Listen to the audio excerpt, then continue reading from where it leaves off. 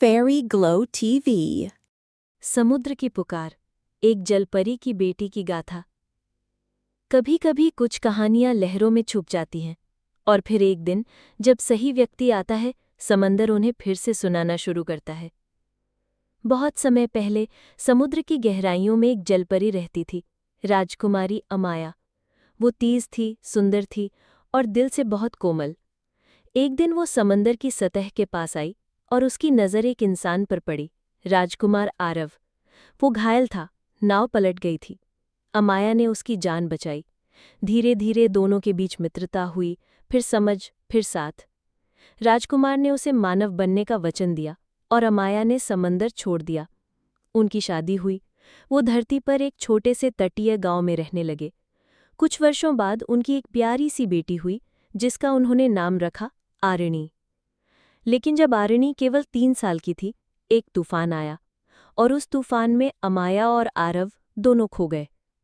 किसी को कुछ पता नहीं चला।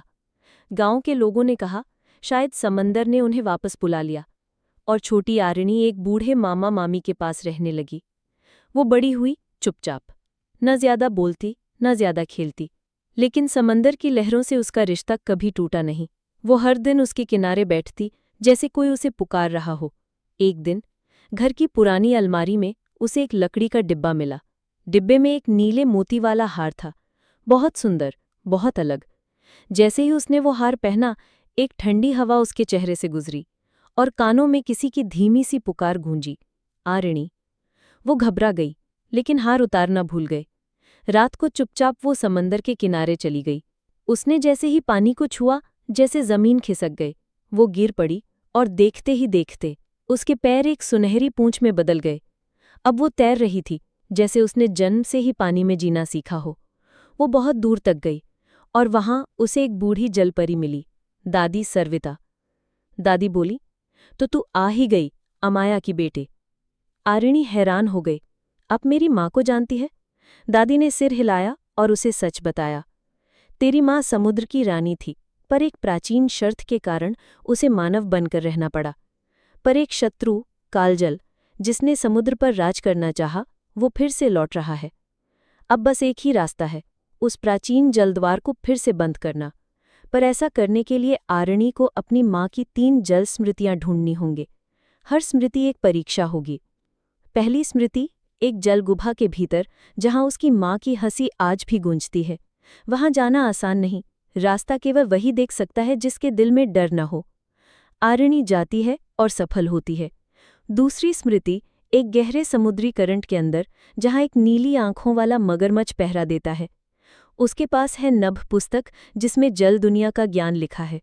वो उसकी आंखों में देखती है और सच्चे मन से पूछती है, मुझे सिर्फ माँ से मिलना है। मगरमच्छ रास्ता छोड़ देता है। तीसरी स्मृति, एक टापू पर, जहाँ उसकी माँ ने आखिरी बार अपना जलरूप छोड़ा था। वहाँ आरिणी को अपनी सबसे प्यारी चीज़, माँ की तस्वीर वाला पेंडेंट त्यागना होता है। वो कांपती है, पर छोड़ देती है। अब जलद्वार के सामने वो अकेली खड़ी है। कालजल का अंधकार लहरों को निगल रहा है। तभी उसके हार से एक रोशनी निकलती है और उसकी माँ अमाया एक आत्मा के रूप में प्रकट होती हैं। बेटी, अब तेरा समय है। माँ ने तुम्हें इस दिन के लिए तैयार किया था। आरिणी दोनों हाथ फैलाकर जलद्वार के आगे खड़ी होती है। वो तीनों स्मृतियां जोड़ती है और जैसे ही तीसरी रोशनी मिलती है, जलद्वार धमाके से बंद हो जाता है। कालजल की चीखें धीरे धीरे गहराई में गुम हो जाती हैं। अब समंदर शांत है। दादी सर्विता मुस्कुराकर कहती हैं, अब तू जल और धरती दोनों की रक्षक है आरिणी।